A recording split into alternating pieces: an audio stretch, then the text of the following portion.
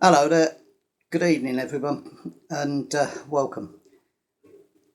In this video tonight, what I'd like to do is offer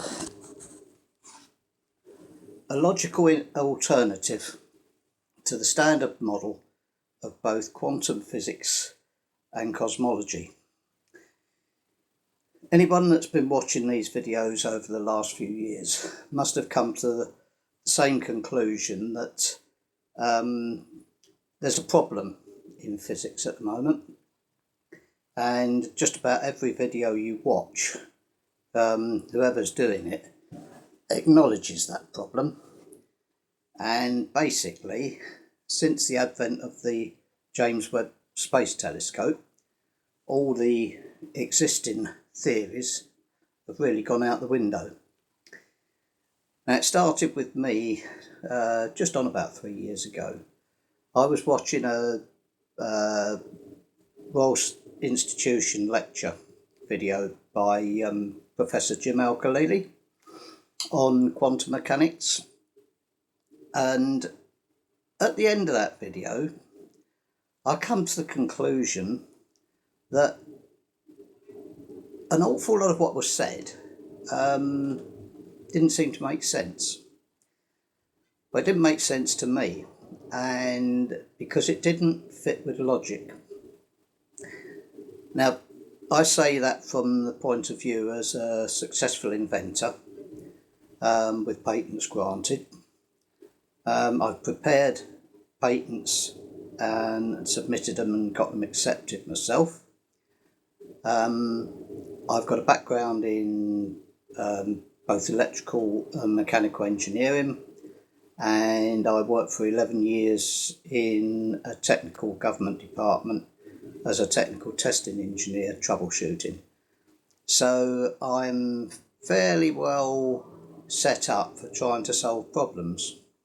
Anyway, long story short, I thought, right, I'd look at a few more of these videos and see what people were saying and what problems exist, and see if I could find an answer to them. You know, I like a bit of a challenge. So after watching a number of videos, I was amazed at just how little is actually known about the quantum world and cosmology, and the existence of various things like the dark matter, dark energy. They still can't explain gravity. So I thought, right, I'd have a go at solving some of these problems. And I decided that one of the biggest problems why there's been very, very little progress made over the last 100 years, really, and certainly in recent times, there's been very little progress made. And I honestly believe this is down to it being dominated by mathematics. And mathematics are very important when you're working in any field of engineering or physics, to determine distances and parameters. But any mathematics, any mathematical equations or whatever you come up with is only as good as the parameters that you're working with. Now, with classical engineering and classical physics, we've been able to measure things and test them so that we know what those parameters are, and we can construct equations to determine any specific model that we want to work out. Unfortunately, with quantum physics and cosmology, everything that is used to derive mathematical equations is pure conjecture. There is one thing that people tend to say is a constant, and that is the speed of light. Now, that is true in a relatively short time frame and distance frame. But when it comes to light that's travelled for billions of years, nobody knows, nobody can tell.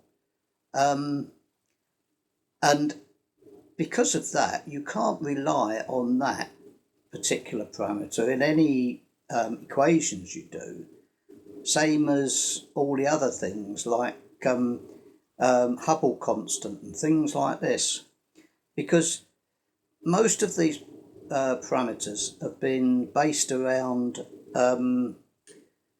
trying to prove a model that, quite honestly, is flawed at the fundamental level of the atom. Even the atom, the standard model description of the atom is basically a fudge. Nobody really knows what's going on inside an atom, and we never will know until we can examine those individual parts.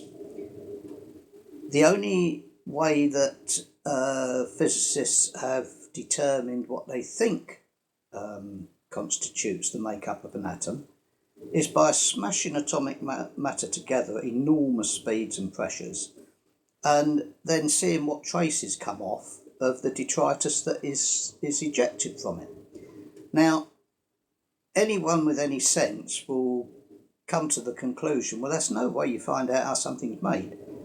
In classical physics, if we want to know, or biology or anything like that, if we want to know how something works and what it consists of, we dissect it. So we can take the individual parts of that. If you've got a car engine or something like that, you can take it apart to see all the individual parts, to see what it's made of and how those parts fit together and they work. That can't be done with the atom. So any model that is put forward is pure conjecture.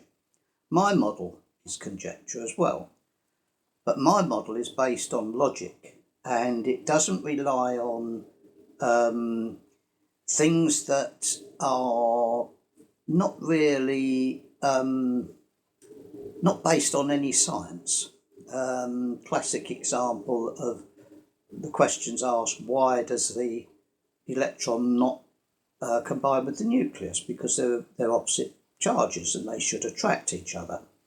And there's various answers that are given to that are not very satisfactory at all, because it's said, the electron is not allowed to fall to the nucleus because it's only allowed to be in certain energy bands.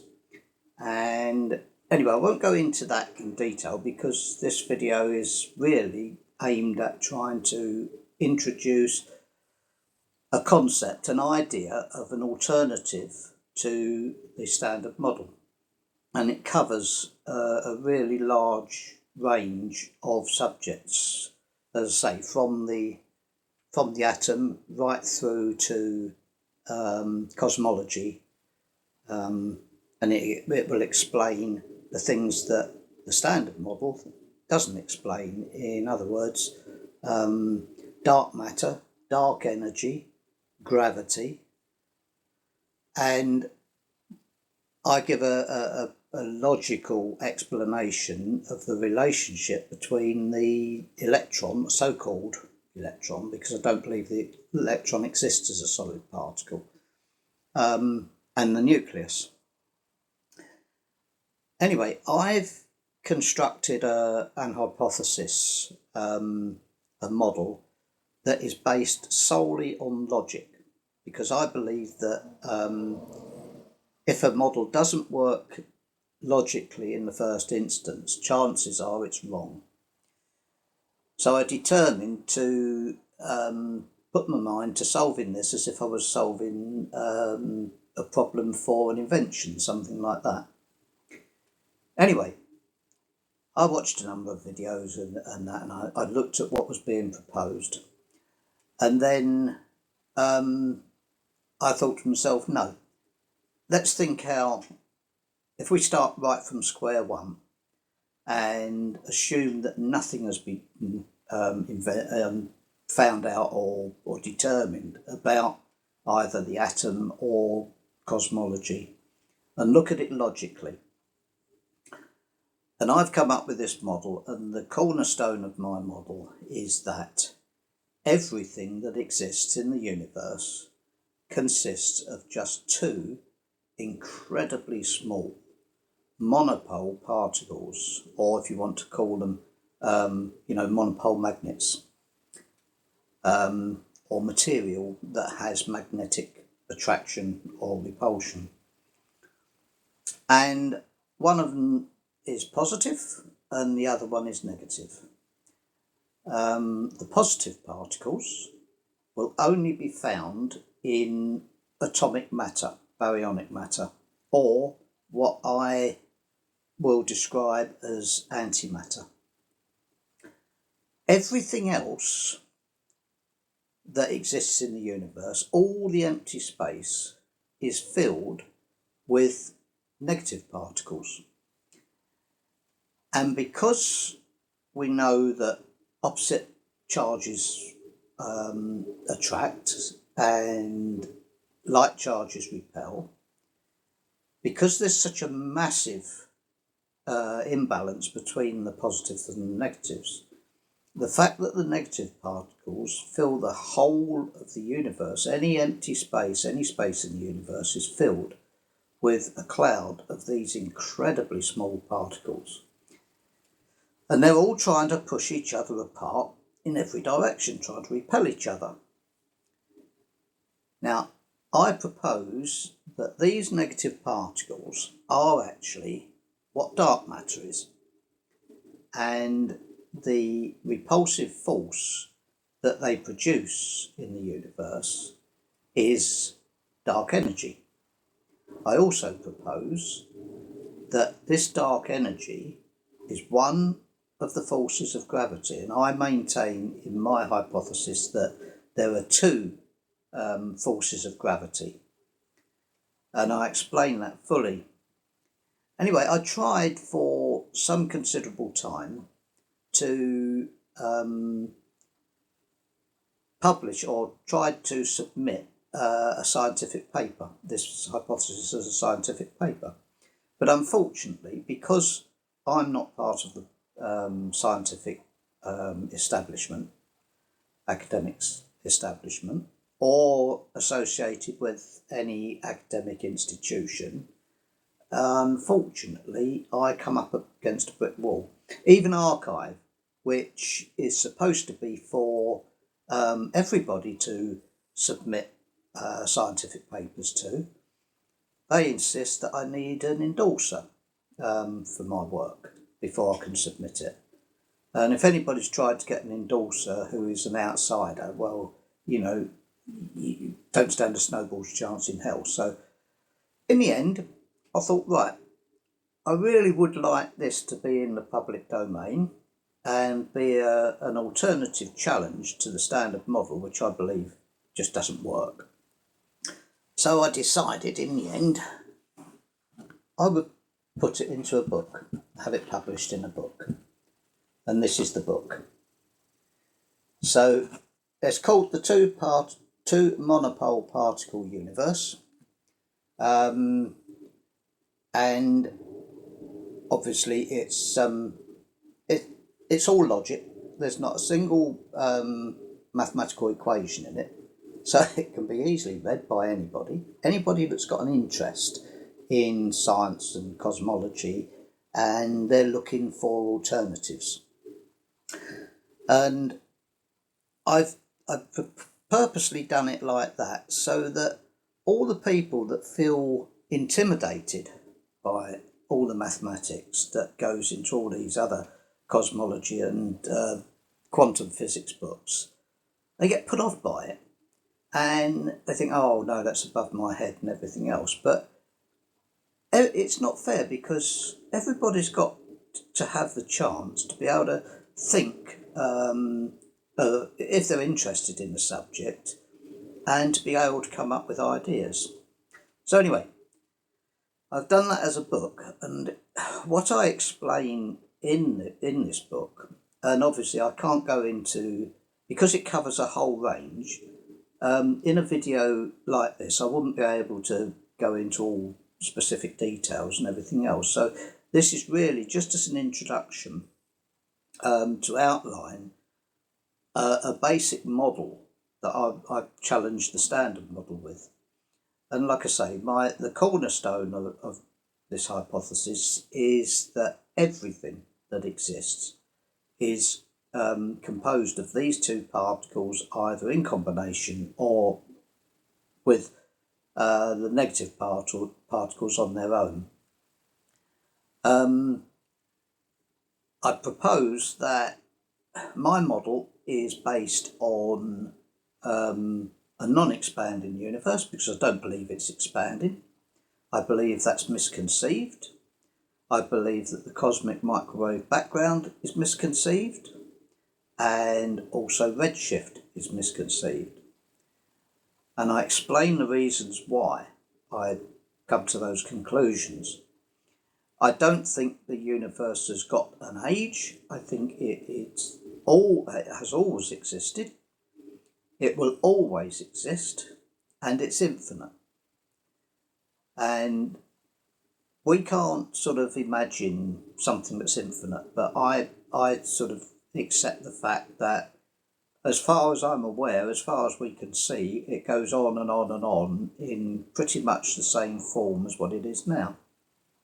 And I put this idea forward before the James Webb come on stream, and since the James Webb has come on stream, it is showing that in actual fact it's looking very much like what I propose is right, that the universe is in fact infinite.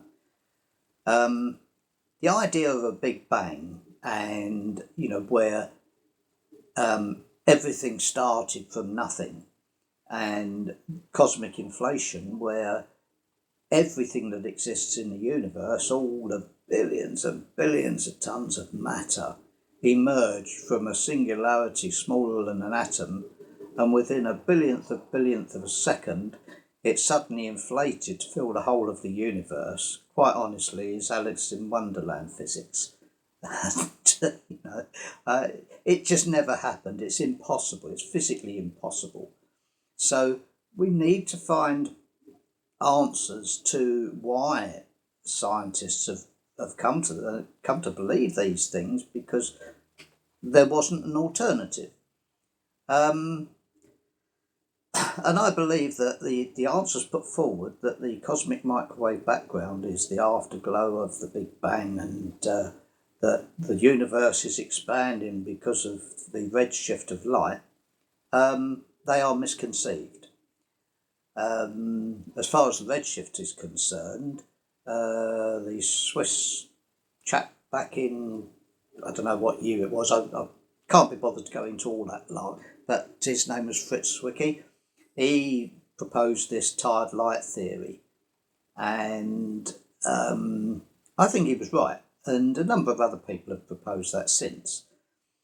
And I've put down an explanation for it in this hypothesis, where I propose that light doesn't travel as a wave, it travels in pulses. And because it slows down, although the distance between those pulses stays the same, they take longer to pass a given point. So when you're measuring it, the frequency of those pulses drops into the red zone. The only figures that I give in this hypothesis is to do with the redshift, and I just sort of make the point, and this is if you're looking at a universe that they say is nearly 14 billion years old. Well, I say it's older and older than that. But if you was doing that, if you think about it, light emitted 14 billion years ago. The distance that it would travel, it would only need to drop 1 mile per second, and light, we say, moves at 186,000 miles a second. It would only need to drop 1 mile per second over every 140,000 years to virtually disappear by the time it gets to us. So it'd certainly go from the ultraviolet end, or the blue end of the spectrum, down to the red in that time. So that's a good explanation for that. And with the cosmic microwave background, I also believe that light has a finite distance that it can travel. And also, I believe that because we're only able to see back to a given distance at the moment, that is roughly around 14 billion years, I would suggest that the point where the microwave background is detected at that distance, this would be due to electromagnetic radiation or light reaching saturation point. When you think of how many pulses of light are being emitted over that distance and that time, and from every single direction, you must get to a point where you get saturation and you can't see past that. It's just blanked out. So, yeah, I mean, there's an awful lot in this book. As I say, it's not very big. It makes interesting reading. And I would like to propose it as a challenge to the standard model. I have actually sent the hypothesis to very, very many professors, both here and abroad, and to the people that do the YouTube videos. Basically, I've just been ignored. So I offer a challenge to them or anybody else. Have a look, see what you think, and prove me conclusively wrong. If any of you are interested and would want to know more about it, this is available on Amazon Kindle bookstore. It's available as a paperback, or you can, if you've got Kindle, you can look at it straight away. And it's, well, if you look at the price of it, you can see I've not done it for the money. It just covers the cost of producing it. If you like the idea of knowing more about it, then if you would like, click the like button, or in the comments just turn around and say, yes, we'd like to know a bit more. And then what I could do some more of these videos, relatively short, because if they get too long, they get boring. So I could take an individual subject, whether it be the atom or whether it be redshift, microwave background, or whatever, or gravity, which I can answer, and explain that give a much more in-depth description of what I'm proposing. But most of it's contained in here. Obviously, it's only a brief touch on each thing. Otherwise, if I tried to go into details, I'd have a book about this thing, and you think, God, I'm not looking at that. But like I say, I offer a challenge to the academic community. Have a look, see what you think, prove me wrong. You can either type in the title, The Two Monopole Particle Universe, or if you type in my name, Tony Norman Marsh, it will come up and you'll see the details on Google. Okay? Anyway, best of luck, everybody. Thanks for clicking on, and hope to see you again. Cheerio.